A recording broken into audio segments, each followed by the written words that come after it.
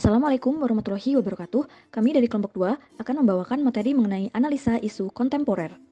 Kelompok ini terdiri dari Rizky, Ria, Salma, Wida, dan Widya. Adapun materi yang akan dibawakan yaitu pendahuluan, perubahan lingkungan strategi, isu-isu strategis kontemporer, dan teknik analisa isu. Pengenalan konsepsi perubahan dan perubahan lingkungan strategis penting untuk membangun kesadaran menyiapkan diri dengan memaksimalkan berbagai potensi modal insani yang dimiliki. Calon PNS juga perlu memiliki kemampuan berpikir kritis dengan mengidentifikasi dan menganalisis isu-isu kritikal melalui isu-isu strategis kontemporer yang dapat memicu munculnya perubahan lingkungan strategis dan berdampak terhadap kinerja birokrasi secara umum dan secara khusus berdampak pada pelaksanaan tugas jabatan sebagai PNS pelayan masyarakat. Konsep perubahan. Perubahan adalah sesuatu yang tidak bisa dihindari, bahkan semua negara akan selalu bersiap untuk adanya perubahan. Karena perubahan akan mempengaruhi tatanan dalam kehidupan berbangsa dan bernegara. Termasuk ASN, harus memiliki kemampuan untuk menghadapi perubahan-perubahan lingkungan strategis. Ada 4 lingkungan strategis yang dapat mempengaruhi kesiapan ASN dalam melakukan pekerjaannya, yaitu individu, keluarga, masyarakat pada level lokal dan regional, nasional, dan dunia. Untuk menghadapi perubahan lingkungan strategis, dapat dilakukan dengan mengenali, memahami, dan memanfaatkan modal insani. Modal insani adalah komponen akan sesuatu yang terdapat dalam diri manusia yang jika dikerahkan dengan sepenuhnya menghasilkan hasil-hasil yang maksimal. Modal insani terdiri dari beberapa komponen, yaitu pertama intelektual, terkait dengan pengetahuan atau kemampuan untuk memahami segala sesuatu. Yang kedua emosional, kemampuan mengatur emosi atau mengelola emosi dengan baik. Yang ketiga sosial, bagaimana memiliki kesadaran sosial, memiliki kemampuan sosial, memiliki empati atau memiliki kemampuan berkomunikasi. Yang keempat, ketabahan. Ketabahan adalah modal untuk sukses dalam kehidupan, baik dalam kehidupan pribadi maupun kehidupan sebuah organisasi birokrasi. Yang kelima, etika atau moral. Kemampuan membedakan mana yang benar dan mana yang salah. Yang keenam, kesehatan fisik atau jasmani. Merupakan modal manusia agar bisa bekerja dan berpikir secara produktif. Adapun isu-isu strategis kontemporer yang pertama yaitu adalah korupsi. Menurut Kamus Besar Bahasa Indonesia, korupsi diartikan sebagai penyelewengan atau penyalahgunaan uang negara atau perusahaan untuk keuntungan pribadi atau orang lain. Pada dasarnya, sebab manusia terdorong untuk melakukan korupsi antara lain yang pertama adalah faktor individu seperti sifat tamak, moral lemah, dan juga sifat konsumtif, dan yang kedua adalah faktor lingkungan. Narkoba. Di kalangan awam maupun kepolisian dikenal istilah narkoba yang merupakan singkatan dari narkotika dan obat berbahaya, serta nafza atau istilah yang biasa digunakan oleh Kemenkes yang merupakan singkatan dari narkotika, psikotropika, dan zat adiktif. Zat adiktif lainnya adalah zat yang berpengaruh psikoaktif di luar narkotika dan psikotropika, meliputi yang pertama yaitu minuman alkohol, yang kedua adalah inhalansia atau gas yang dihirup dan solven atau zat pelarut mudah menguap, dan yang ketiga adalah tembakau dan lain-lain. Terorisme dan radikalisme. Terorisme adalah perbuatan yang menggunakan kekerasan atau ancaman kekerasan yang menimbulkan suasana teror atau rasa takut secara meluas yang dapat menimbulkan korban yang bersifat massal dan atau menimbulkan kerusakan. Adapun istilah radikalisme diartikan sebagai tantangan politik yang bersifat mendasar atau ekstrem terhadap tatanan yang sudah mapan. Radikal terorisme adalah suatu gerakan atau aksi brutal mengatasnamakan ajaran agama atau golongan dilakukan oleh sekelompok orang tertentu dan agama dijadikan senjata politik untuk menyerang kelompok lain yang berbeda pandangan. Langkah-langkah tanggap strategi supaya ancaman teror tidak terjadi dengan cara pencegahan, penindakan, pemulihan, serta peran serta masyarakat.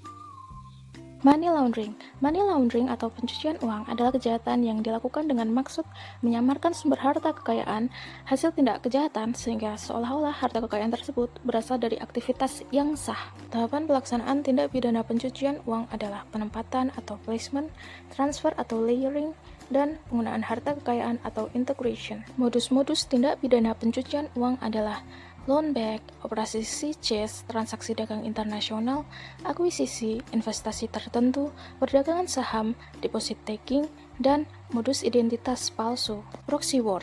Proxy war adalah konflik antara dua negara dengan melibatkan kaki tangan negara-negara tersebut dan memanfaatkan perselisihan pihak lain dalam rangka perebutan kekuasaan atau struggle for power dan kekuatan untuk mempengaruhi atau power of influence dalam hubungan internasional.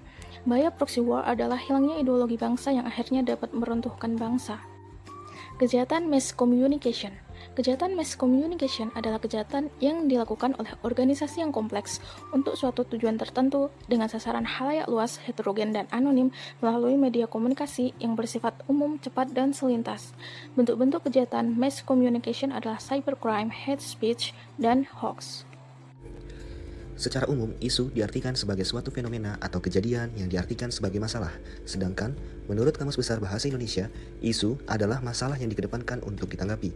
Kabar yang tidak jelas asal-usulnya dan tidak terjamin kebenarannya. Kabar angin, desas-desus. Isu kritikal secara umum terbagi ke dalam 3 kelompok, berbeda berdasarkan tingkat urgensinya, yaitu yang pertama, isu saat ini atau current issue, merupakan kelompok isu yang mendapatkan perhatian dan sorotan publik secara luas dan memerlukan penanganan sesegera mungkin dari pengambilan keputusan. Yang kedua, isu berkembang atau emerging issue, merupakan isu yang perlahan-lahan masuk dan menyebar di ruang publik dan publik mulai menyadari adanya isu tersebut. Yang ketiga, isu potensial, kelompok isu yang belum nampak di ruang publik namun dapat terindikasi dari beberapa instrumen. Untuk mengenali isu melalui proses scanning, untuk mengetahui sumber informasi terkait isu tersebut sebagai berikut. 1. Media scanning, yaitu penelusuran sumber-sumber informasi isu dari media. Yang kedua, existing data, yaitu dengan menelusuri survei, polling, atau dokumen resmi dari lembaga resmi. Yang ketiga, knowledgeable others, seperti profesional, pejabat pemerintah, trend center, pemimpin opini. Yang keempat, public and private organizations, seperti komisi independen, masjid atau gereja, institusi bisnis, dan sebagainya yang terkait dengan isu-isu tertentu. 5. Public at large, yaitu masyarakat luas yang menyadari akan satu isu dan secara langsung atau tidak langsung terdampak dengan keberadaan isu tersebut. Teknik-teknik analisis isu. 1. Teknik tapisan isu. Setelah memahami berbagai isu kritikal yang dikemukakan di atas, maka selanjutnya perlu dilakukan analisis untuk bagaimana memahami isu tersebut secara utuh dan kemudian dengan menggunakan kemampuan berpikir konseptual. 2. Teknik analisis isu. Dilakukan analis mendalam dengan menggunakan mind mapping dengan 7 langkah pemetaan mulai dari bagian tengah, menggunakan gambar atau foto, menggunakan warna, menghubungkan cabang-cabang utama ke cabang pusat, membuat garis lurus, menggunakan satu kata kunci untuk membuat garis dan lalu menggunakan gambar. Analis SWOT adalah suatu metode analisis yang digunakan untuk menentukan dan mengevaluasi, mengklarifikasi, dan memvalidasi perencanaan yang telah disusun sesuai dengan tujuan yang ingin dicapai. 3 tahapan analisis SWOT meliputi 1. Tahap pengumpulan data, 2. Tahap analisis, 3. Tahap pengambilan keputusan. Analisis kesenjangan atau gap analysis. Gap analysis adalah perbandingan kinerja aktual dengan kinerja potensial atau yang diharapkan. Analisis kesenjangan juga mengidentifikasi tindakan-tindakan apa saja yang diperlukan untuk mengurangi kesenjangan atau mencapai kinerja yang diharapkan pada masa depan.